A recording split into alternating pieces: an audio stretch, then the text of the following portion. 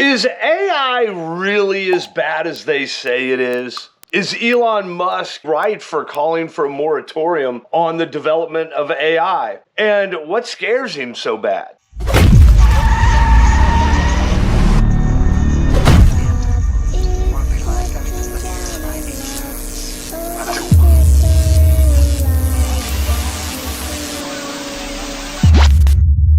Today, I'm going to give you an interview from Tom Hughes of Hope for Our Times with a really quite high-powered lawyer whose name is John Haller, who is one of my favorite guys to listen to as well. I bring you this unedited because I want you to hear these amazing men. And my goal on this channel is not for you to just hear me talk. My goal is so that you are exposed to great men and men who are up on the times in which we live. Without further ado, Tom Hughes and John Haller, take it away. We're going to be talking about 6 phases of the post-GPT world. John, what have you been up to? And let's start rolling with things, because you have so much in your brain. I just love hearing what's going on. Well, let's just sort of talk about artificial intelligence in general, and then we can get into this Daniel Meissler article, Miessler, 6 phases of the post-GPT world. And this is an interesting thing, Tom. What we've come here now to is yet another thing that in the Bible prophecy community, I think is going to divide people, because you're going to get a lot of people as we look at what's going on with AI and the developments and the speed. Recently, Tucker Carlson did an interview with Elon Musk. It was on Monday, April 17th on his show. I would recommend everybody go and watch that. And Elon's involved in this. He was one of the founders of a company called OpenAI with Sam Altman.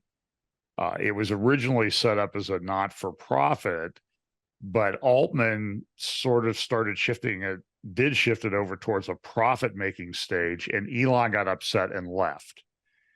So Sam has taken it, and now Elon has come out with some pretty stunning statements. In the interview with Tucker Carlson, he just said, this is pretty dangerous stuff that we're dealing with, and the risk is the end of human civilization, which is very apocalyptic, very end time sort of stuff. Now, I'll admit, Tom, I'm sure you get it too. I get people who write to me and say, "Oh, no, AI, it's not that serious. It's not that bad.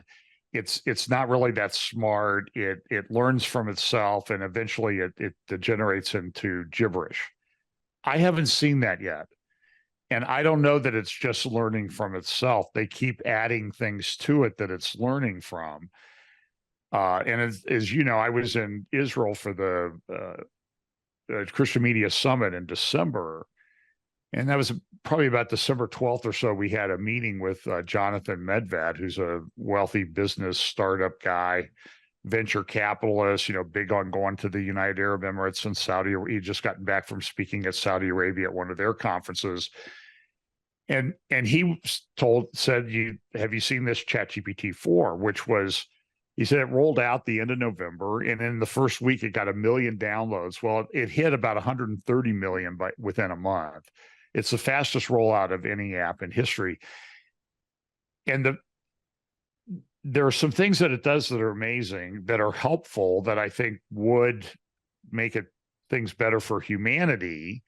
For example, one of the things they say with ChatGPT 4, and then now another thing called GPT-4, which is a sort of a little bit different organization, the way it learns, or what it learns from its base of information, is it might get rid of 60% of the lawyers. And immediately people say, yay, we're getting rid of the lawyers. That's an answer to prayer.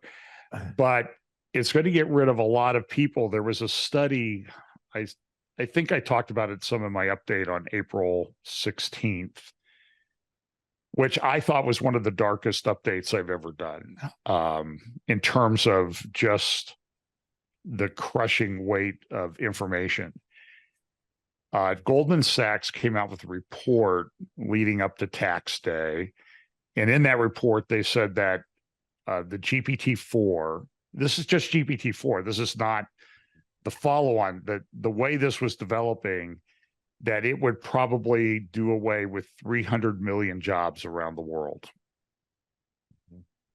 That's going to have a huge impact on society. So I'm trying to grasp my head around this, like, we don't know when the Lord's coming back exactly. I think we have some ideas, and as we get closer, we'll have a better idea. But, so let's say it's 10 or 15 years, just, as a hypothetical. And by the way, by saying that, I don't mean that it will be 10 or 15 years. Isn't it funny? You also have to throw that disclaimer. I know. Well, when I talk about, I talk a lot about demographics because I find it a very fascinating study. And what we're going, by the way, just as a sidebar, this is what lawyers do when they want to go down a rabbit hole. We say just a sidebar here. And we, by the way, when you have a trial with the judge and he says, counsel, could I have a sidebar? And I remember one time we went up, it was a big trial, multi-billion-dollar securities fraud case, and the judge said, I have to go to the bathroom. Can we take a break? He said, I ate something last night. It's just kind of funny because it's not always talking about great legal issues when you get up there. But the sidebar to all of this is what we're living in, this demographic period. This is one of the convergence things where populations are declining all over the world. And the question will be how quickly. So you will see China. China says by 2050, they want to be the most dominant economy and country in the world. That's their goal. But the problem is they had that stupid one-child policy. Was a two-child policy, then became a one-child policy. And now they're offering people money to have a lot of kids, but it's too late. It's too late for them to turn it around. So by most estimates, by 2050, so we're 20 years, a little over 20 years from now, China will be half the population it is today. Now factor that in. So what does that do? Well, in the immediate term, they're still a huge country. They've been passed by India now in population. But think of the geopolitical implications of China losing that. And what I would say, the crime families that run China, they want to leave a legacy. So are they going to do something like take Taiwan sooner than we think? Because we know that demographically, we're going to have trouble doing that. And it's interesting when you look at the demographics of India and China, there was a study out that was saying that by 2050, again, I don't think we make it to 2050 necessarily, but by 2050, China and India will have 200 million men in their populations that have no chance for a wife. Yeah. Because of sex selection, abortions in India, and one-child policy, which favored males in China. Well, what do you do with 200 million men that don't have a potentiality of a wife? Well, they make pretty good candidates for a military.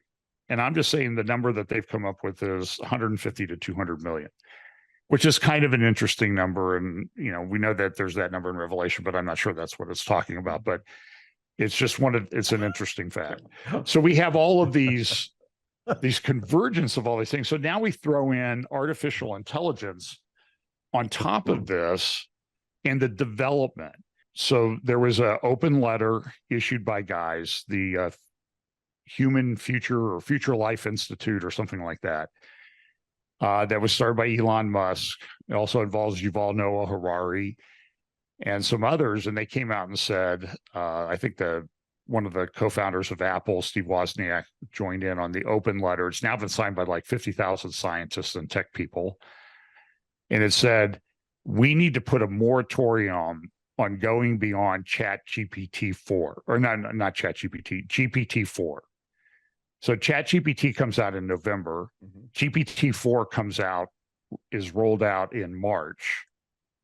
And ChatGPT-4, no, I'm sorry, GPT, the numbers mixed. GPT-4 is at least 100 times more powerful than ChatGPT. And what's coming after this is even much more profound. Well, so the numbers are that the knowledge base of these artificial intelligence models doubles what, every 6 months, every 4 months? No, No, every 48 hours. Yeah, it's much fast. It's super. It's incredibly fast.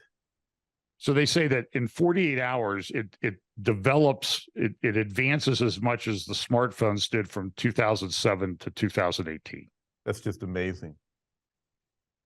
So that means, like, so let's say that somebody looks at this a month down the road, everything's increased exponentially by, it's doubled every 48 hours for 15 times in a month. Yeah. So GPT-4 and what it did was it didn't just have the base of information like through 2021, like ChatGPT did. It essentially drug in all of the internet. And to think at how powerful this stuff is. So there are very complicated. The Lord created an incredibly complex universe. He spoke it into existence. This blows my mind when I think about things like this. And the sequencing of proteins. So they say that a PhD scientist to sequence one protein takes about 5 years. They were able to sequence all of the proteins, and I don't know how many there are, 200,000 that are involved in life. I think it's 200 million. 200 million, you're right. Yeah. And they did it in, like, once they got the structure set up, what would have taken PhD scientists 1 billion human work years to accomplish, they did in like 15 or 20 seconds. Yeah. How is this even possible?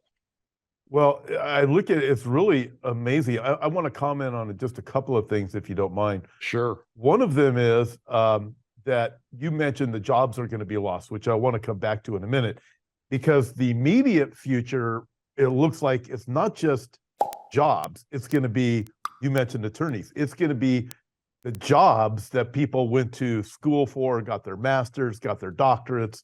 Well, those are the jobs that look like they're going to be disappearing the soonest. Engineers at Google, those types of things. So I want to come back to that. I also want to mention this.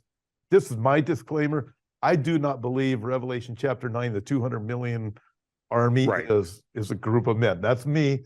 I know a lot of our colleagues believe otherwise. I just believe they're wrong for various reasons. But with that, check this out, John. There's this article written by this gentleman. His name's Matt Ward in 2018. And the article was titled "The Technological Tipping Point." I never forgot it because in it, he had such great foresight. I've always loved reading his articles. He only writes once or twice a year that I can find anything. But he says this is what he said in the beginning. It's no overstatement to say that we stand on the brink of a technological revolution that's going to change our world forever. The technological transformation is happening right now. Again, this is 2018, and we will see significant change occur, not over the next couple of decades, but within the next couple of years. Very few people in today's busy world are aware of just how much their lives are about to change and how unavoidable and irrevocable this change is going to be. And then he starts going into 2022 and 2023. He says within the next 5 years, this is what you'll see. He talks about Elon Musk. He gets into AI, and then he brought this out. And again, I just find this so interesting because he's talking about this 5 years back, and he says that jobs are going to be lost. And he says Elon Musk and others are looking at that saying we have to have a plan together because the jobs are going to be lost are the jobs that involve those who have knowledge. And they estimate, or he estimated back in 2018, more than 300 million jobs are going to be lost. Now, he may have been projecting over a period of 10 years or something. I don't know. But then he brought up this point, which I think is really interesting. He says, I've said it before that the technology revealed in Revelation is the technology of now, not circa 2040. The tribulation isn't going to be in 20 years' time. It's going to be soon. We are about to reach a technological tipping point, one that nobody on this earth is going to escape from. And you said all these people that had signed on to this letter, including Elon Musk, Steve Wozniak, even Yuval Harari. I didn't know Yuval Harari signed on that letter too, but that's what that letter is about, isn't it? It's like, look, we've reached this tipping point, and we're going over to the edge where we cannot come back from. Yeah, and Musk is an interesting guy because he signs on to this letter, but within a week, he's announced, it was in the Financial Times of London, he's got a startup out there to sort of recreate what they were doing at OpenAI. And look, I think he's a tool of the CCP, the Chinese Communist Party, and the crime families, the really 5 powerful families that run China, that my understanding is are more wealthy than the Saudis. And this world, I'm just telling you, is I don't know how it goes on long. I don't know how the Lord can't step in and intervene and say, okay, enough. You guys are absolutely lost the plot. And it's happened so quickly. So Goldman Sachs, it's interesting. That guy wrote in 2018, 300 million jobs. Now Goldman Sachs comes out with a research report, and they say 300 million jobs could be affected by artificial intelligence in the near term.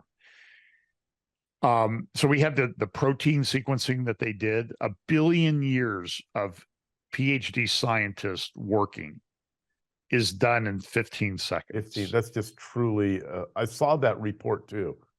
That is and they say, well, this is being done for the benefit of humanity. Okay, maybe it is, but then what do you do with it? So on April 16th in my update, I called it Welcome to the New World Disorder. And I talked about some of that. There was a very interesting little animated short video that I came across on YouTube. You can find it. It's called Beyond the Reset. Have you seen this thing? Yes, I have. I watched it about a week ago. That is kind of frightening. That video. Well, I know what a lot of those 300 million people will be doing. They'll be working in, bug protein processing plants, making some kind of food for people to eat in the concentration camps. And I had some people react very angrily to me using some clips from that. Really? There's one where he's standing there and he's got a mask that's not covering his nose, and here comes a drone up and says, it hits him with a light, like a charge, and he kind of gets knocked on his rear end, and it says mask up. And it's just, mask over nose or something like that. And I don't think it's too far off. I haven't been able to find a clip. I send messages to myself all the time. So what I ought to do instead of doing an update is just share my private message feed where I'm texting messages and links to articles to myself. And I found a Twitter thread where a guy had gone through and looked at artificial intelligence generated art and videos. Now, I did use a video on April 16th, which was sort of like a play. It was a totally artificial intelligence generated movie. The scenes, everything. Now, it drew from scenes that are out there. But it had Joe Biden saying the aliens have invaded and don't worry about it. We're taking care of it. And then it had, a Trump saying, I told you something like this was going to happen. And they had the spacecraft, and they were sort of like giant skinny pyramids flying around Earth, and showed the universe and things happening on the planet and disruption and unrest. This is all done by AI. This is not done by...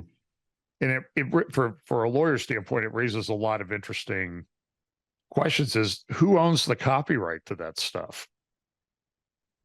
And I'm going to tell you, you're going to start seeing, I think, pastors, Bible prophecy guys that are using GPT to generate slides and charts and graphs. And I mean, it's probably, very tempting to do. yeah, and probably messages too. Well, so 60 Minutes on April 16th also did a thing on artificial intelligence. And Scott Pelley said, I asked it to summarize the New Testament. And he said it did in 17 seconds. It did it in 3 seconds and 17 words. And it was pretty accurate. I saw that. I watched the 60 Minutes one. Yeah, it was really accurate in the summary of the New Testament. I thought, wow, I was expecting something much more non-correct when it came to the Bible, but it did. Well, but here's the problem, though, Tom, is because the next part of his interview was what's the guy's name? Sergio Sanchez Picai or whatever. From Google, the CEO of Google. And he was saying, well, we do have these things where there are a couple problems we've noticed that it will give us, like it cited this research project and it gave them 5 titles of books that don't even exist as sources. Completely made up the books. I remember that part. Completely made them up. Fabricated books out of thin air. Right.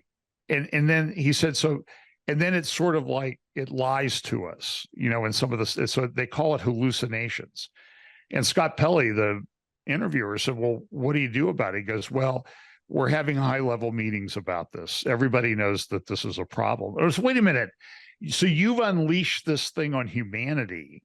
Yeah. And now it's doing things you don't understand and you can't explain. So there were the hallucinations, and then there was like emergent abilities, or what I think they call it emergent abilities. For example, they gave us a few pages of Bengali from Bangladesh, the native language in Bangladesh. So it was in that text and script and everything.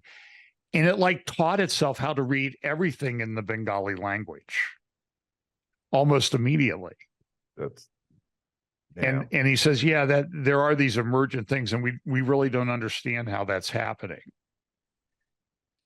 Well, what if this is somebody's throwing stuff in there to do it on the backside?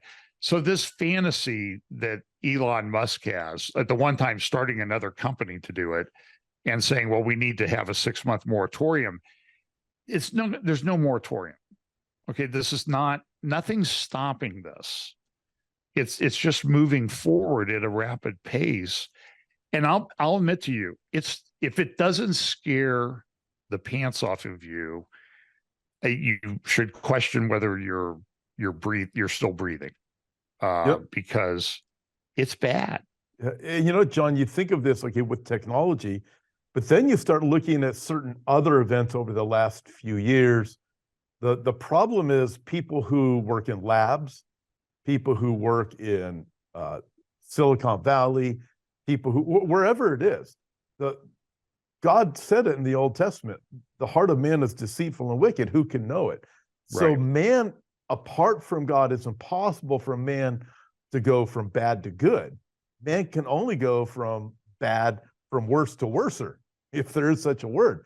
I mean, that's the only direction. So as you mentioned, regardless of what Elon Musk says, this cat's out of the bag. We've crossed the tipping point, and they can sign on to everything, but all it takes is one person to say, even if they signed on to this agreement, this moratorium, all it takes is one person to say, well, wait a minute, if I don't do it, I don't trust him. He's going to do it, then he's going to have the upper hand on everybody else. And so that's why Eli Ludkowski, who was one of the founders of the Singularity Institute, which is now under, I think, is part of Google, with Ray Kurzweil. And he comes out and he says, listen, if they don't follow the moratorium, then we need to do airstrikes to take out their hardware to stop them, which is kind of an interesting thing. Like, and some people will say, well, he's just a sort of a scaredy cat, but I'm looking at what it did. I mean, think you went to school to become a PhD biologist, protein specialist. Okay. And I can remember I had a doctor friend at a church we used to go to, and he had discovered how a nerve worked, part of a nerve work, what the chemical process was. And he said, I worked on it for years and I figured it out. And it was like, I'm the first human to ever figure this out, how this wonderful design of God worked. But now we have machines that could probably do it in 5 seconds. It's weird, so I have Revelation 13 open, and I don't know what artificial intelligence plays in all this, but we always talk about the mark of the beast. I mean, that's sort of a staple of Bible prophecy conferences.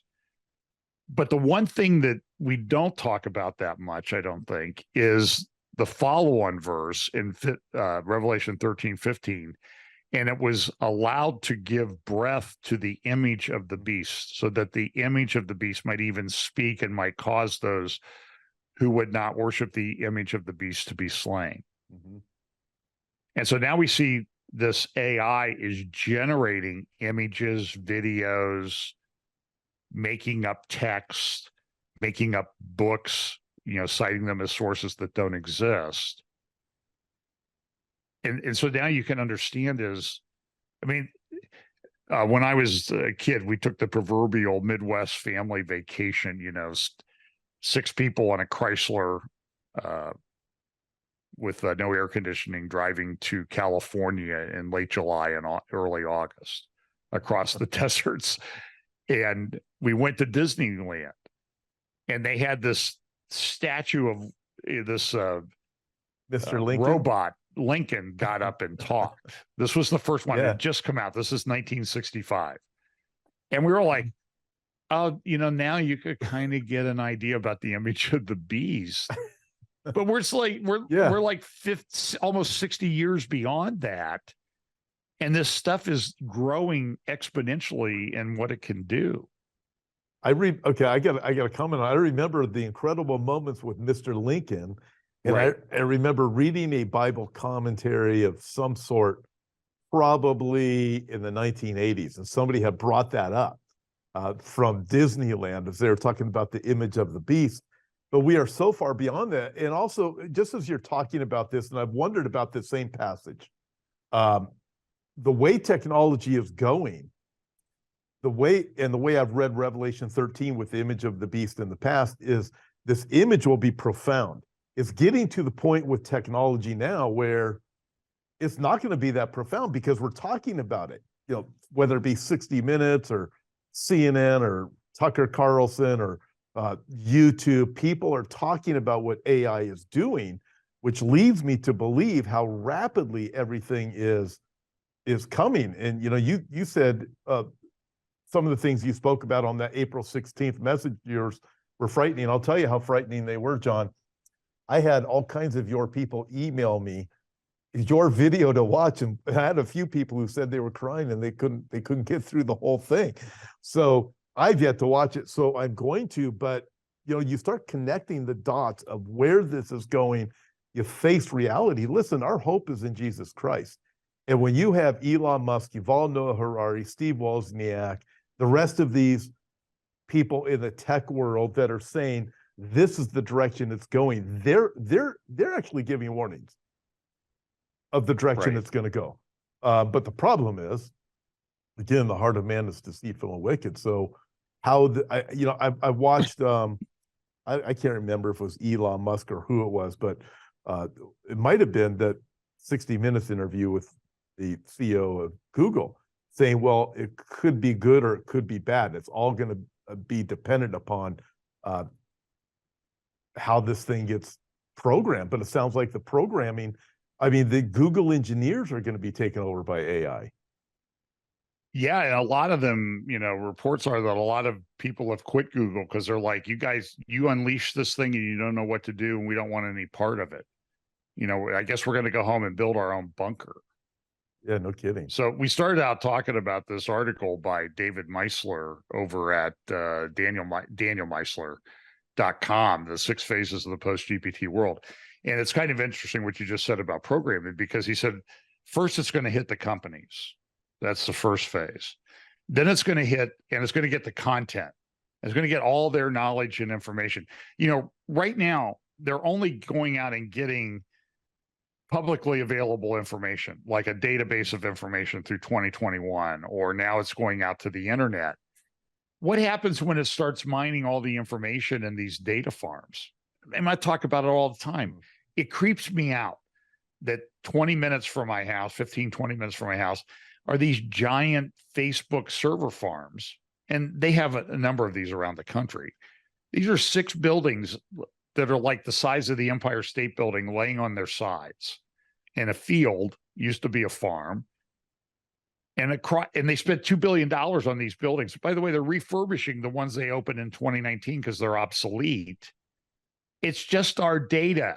It's the little kitty pictures and cute videos you put on Facebook, and they have collected all of this stuff and stored it, and it's analyzed and being analyzed. Now you're going to apply artificial intelligence terms to it. And across the street from Facebook, Google's spending $4 billion building server farms here in the Columbus, Ohio area. And so what Meisler says is an article, it's going to get the business information. Companies become custom models and, sources, and then it's going to be humans. And if they're going to ingest the content of business, they're going to ingest the content of humans. And so what if they get pictures? Tom, you've got videos on the internet. I've got videos on the internet. How long is it going to be till we have to spend a lot of our time saying, no, I didn't say that. That's not what I said. Not going to be long, John. It's really not going to be long, I don't think. And you can also take down a political opponent.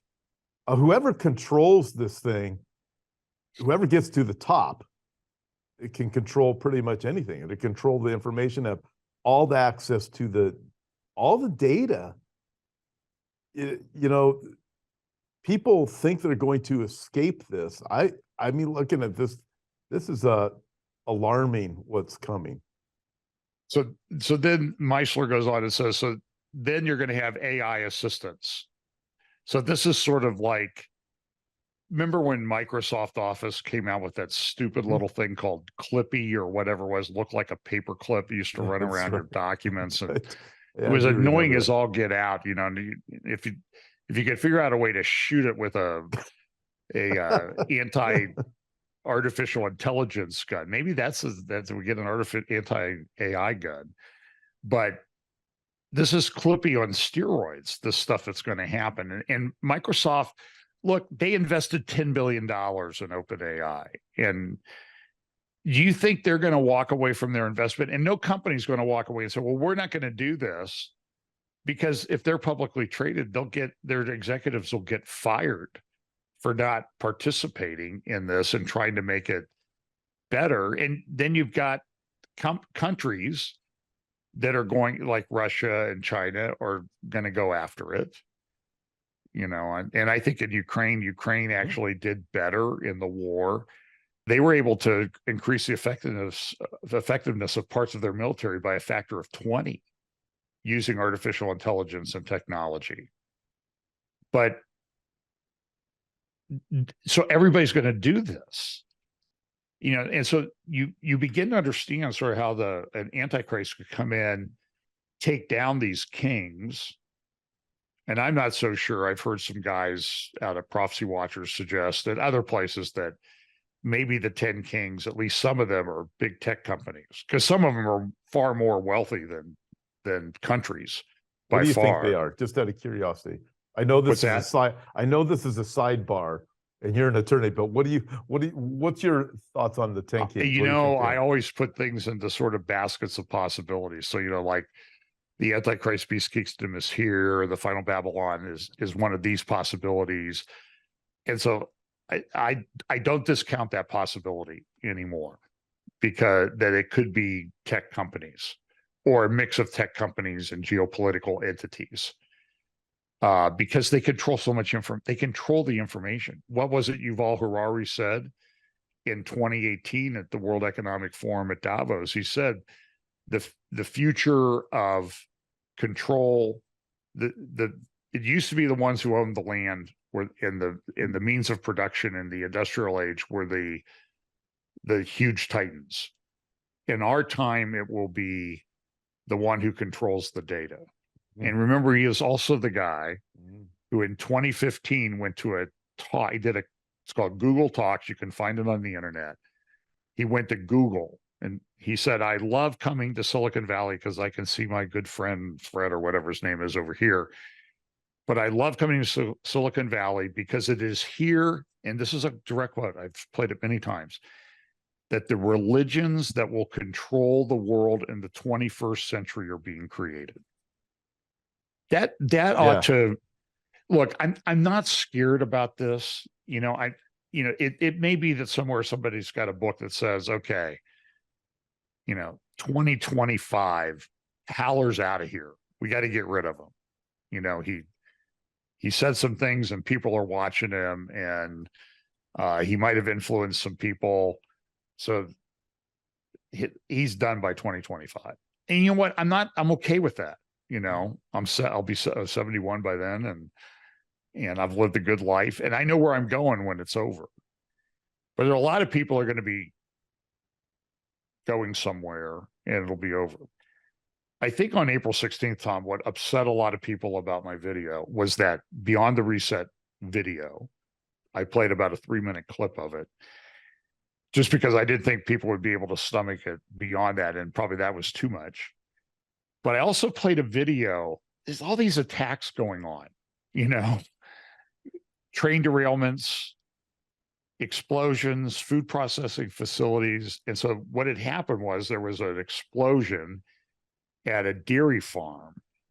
Yeah. And I remember the dairy farms down there around Chino and that type of thing. And the smell when I was in 65, when we went out there, I saw these big dairy farms down there, Long Beach. Then they moved them out to Chino. Now they've moved them up there. By my house. Yeah, and they moved a lot of them up there towards Brandon Holt House up there in the Central Valley. Yeah, some are up there in Bakersfield too. But those were like 5,000. This was 18,000 cows died. So I got I played a clip of the cows mooing as they were dying, but I kept thinking, like, we kill that many babies in an abortion every 4 days in America, and nobody says anything. And we get upset about the cows. We forget about the silent voices of the here's children being aborted. The cows. So now we also have them saying we can't eat cows. Let's kill the cows. Now this is interesting here. So where I live, John, and I've come to be friends with some farmers through church and through this ministry. And I was sent a text message about the Texas, this farm and these 18,000 cows, and it was disturbing. They explained to me. Oh, wait a minute! I thought you were going to give me good news. No, it's disturbing. Oh, now you're depressing. Oh yeah, it's. They explained to me there's absolutely no way that this could have possibly happened the way the media has been trying to spin it. And they told me why. They were. I won't go. I don't want to go any further into it than that, but it makes the whole thing troubling when we see all these different things happening. And you think of Jonah, God, what's God say with Jonah? Hey, Jonah, don't you know those who are down there in Nineveh don't know the right hand from the left, and there are many cattle there. God cares even about the animals, and it's the whole thing's horrific, and we don't care about aborting babies, we don't care about anything, but this is evil.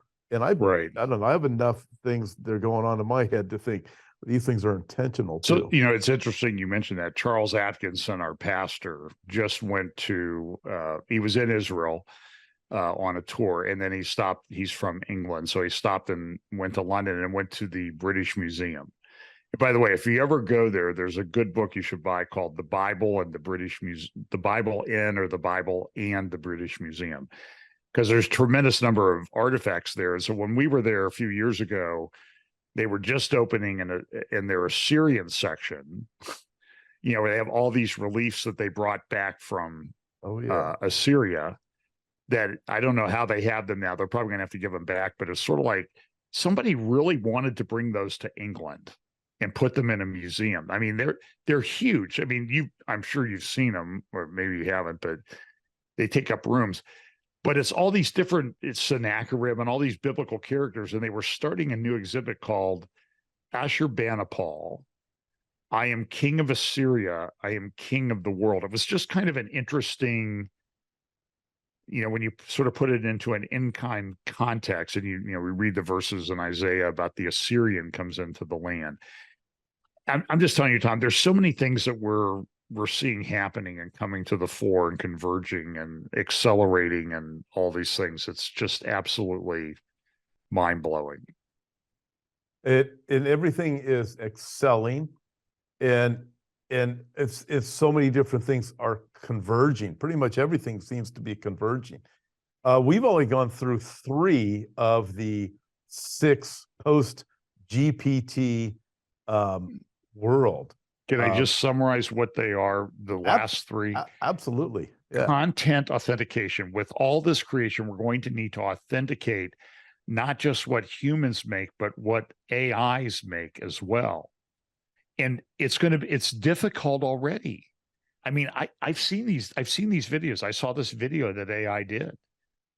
And I don't, we know there's a lot of bad people in power. What do you think is going to happen in the 2024 election in a year with all of these tools? I don't know. I've been wondering that myself. You look, you go, I mean, what do you trust? Who do you trust? Can you trust anything? We already know we can't trust most of the people that seem to be in power. I mean, I'm looking and going, content authentication. How do you authenticate? Right. And then it says here, then the next one, number 5, is knowledge work replacement. All these people who work in knowledge, what are you going to do with them? I mean, are we just going to put them in a place and give them internet access and videos? And I think in that Beyond the Reset video, the guy, he was ordering movies, select a movie to watch. And it says, I want to watch The Godfather. I'm sorry, that contains Italian stereotypes. Well, how about Pulp Fiction? No, that's too violent. Okay, how about 1984? And it says 1984 does not exist. And it's a brilliant little piece, I think. It is. It really ticked some people off, though, that I played it. And then finally, the last thing in this article was the creativity explosion. And he says, and this is the one that gives me the most hope. And I'm not sure why, after all these other ones where he's sort of this dystopian future that he's looking at in the danielmeisler.com article, it's like, I'm not sure. I don't think this gives hope to me. It's too troubling. It's troubling to even people who have no knowledge of Jesus or anything like that. So Jesus is our hope. That's our anchor. That's our rock. But it's, we hear, I know Jan says it, I never thought I'd see the day. And the answer is, I never thought I'd see the day either. I mean, it's happened. The phrase I use from the old Hemingway knowledge, how did you go bankrupt? Well, 2 ways: gradually, then suddenly. Gradually, then suddenly. And so that's sort of where we are, because this Bible prophecy thing, I think this is how it unfolds. It unfolds gradually, then suddenly. And right now it seems to be picking up speed. At least all of the pointers, I should say. Right. I think of Luke chapter 21, you mentioned our hope is in Jesus, where Jesus says men's hearts will fail them from the fear and expectation of the things that are coming upon the earth. This is one of them. In fact, this one right now that we've been talking about today seems to have created a different fear in people. And quite frankly, John, I think it should. If a person doesn't know Christ, you should be troubled by what is coming. So much so that these great men of the earth, the merchants of the earth, the Elon Musk, Steve Wozniaks, Yuval Noah Hararis, they're troubled by what they say is coming. That should give pause to every person that's out there that just that isn't in that field and recognizes this is what these guys are telling us. They've invented Frankenstein is what's happened, and Frankenstein seems to be waking up. and this Frankenstein ain't going back on the table. It doesn't appear. It does not. There was a movie made a number of years ago about a dystopian future by Steven Spielberg called Ready Player One. And what it was they had these trailer parks that were sort of vertical trailer parks where people lived. They were given a basic income and food, and they had virtual reality glasses and everything to, do things, virtual reality on the internet and everything. And this has got to be pushing 8-9 years since this movie came out. Interestingly enough, it was set in Columbus, Ohio, where I live, and it was not a very upbeat movie. But look, we have much better hope than that as Christians. But until then, there's some issues that we're going to have to deal with, and God will get us through it. But I think it's okay to be distressed a bit by this stuff because it's happened so quickly, and it's happening so quickly. Tom, we've been doing this off and on for like a year now. We weren't even talking about this a year ago. Yeah. Now we're talking about it almost every time and just barely scratching the surface. We can't escape. We can't escape from John. There's so much more I want to ask you about. And I know we'll be doing a lot more together. I want to, we'll pick up from here, but I think, again, we look at the Bible, we are told to not be afraid over and over and over again. Do not fear. And right after Jesus says, hey, men's hearts will fail them from the fear of what's coming and expectation. So they're expecting it. That's what these guys are doing. They're expecting it, what's coming upon the earth. He says, he reminds us, nevertheless, when you see these things begin to take place, look up, lift up your head because your redemption draws near. If you're in Christ, our hope is in the Lord Jesus Christ. But he warned us, didn't he, John? He warned us, this is the way things are going to look. And I'm telling you, man, without the Bible, I'd be a mess. And I watched that video.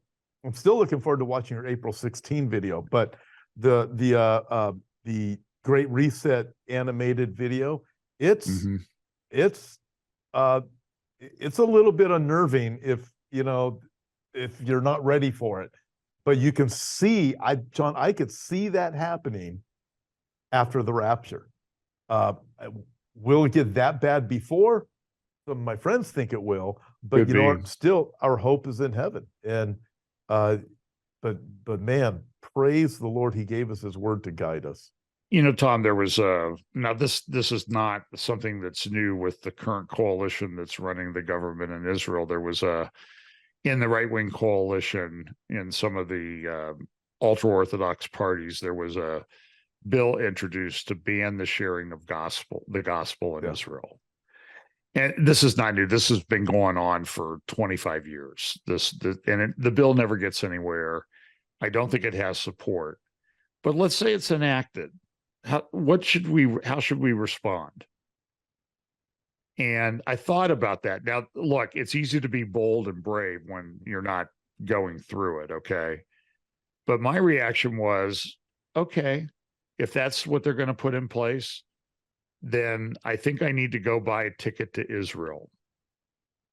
And if I get thrown in jail, then I know I have a captive audience to share the gospel with.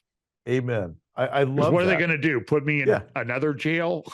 Well, I mean, you read the stories, right? I mean, we read those throughout other parts of the world where that is already a reality and things that have happened in history. Hey, the Apostle Paul went through it. Throw me in jail. All right, there's going to be converts. Well, move me to another one. Hey, more converts.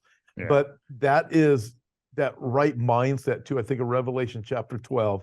They overcame him, the devil, by the blood of the Lamb and the word of their testimony. They did not love their lives unto death. Hey, when we're over here, when we're done here, we're going to be in the presence of the Lord forever.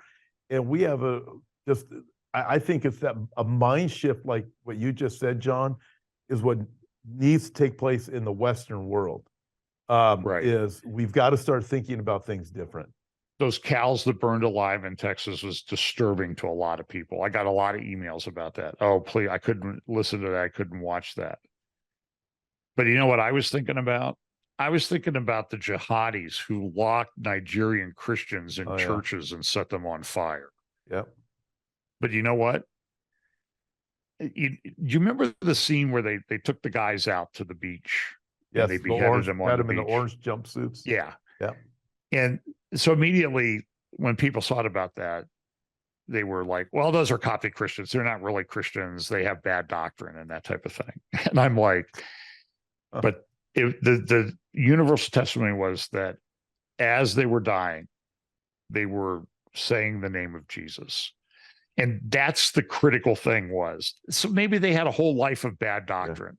Yeah. What were they relying on at the end? Amen. And what were they looking to? And was God glorified in their death? And I would say, absolutely, no question. Amen. John, that's great. It's been great with you today. Thank you so much for Thank you, Tom. Closing out our time the way you just did. What an encouragement. We're going home when God tells us we're going home. Thank you, John. I look forward to seeing you soon. And thank you, everybody, for joining us today. And God bless you all. Keep looking up.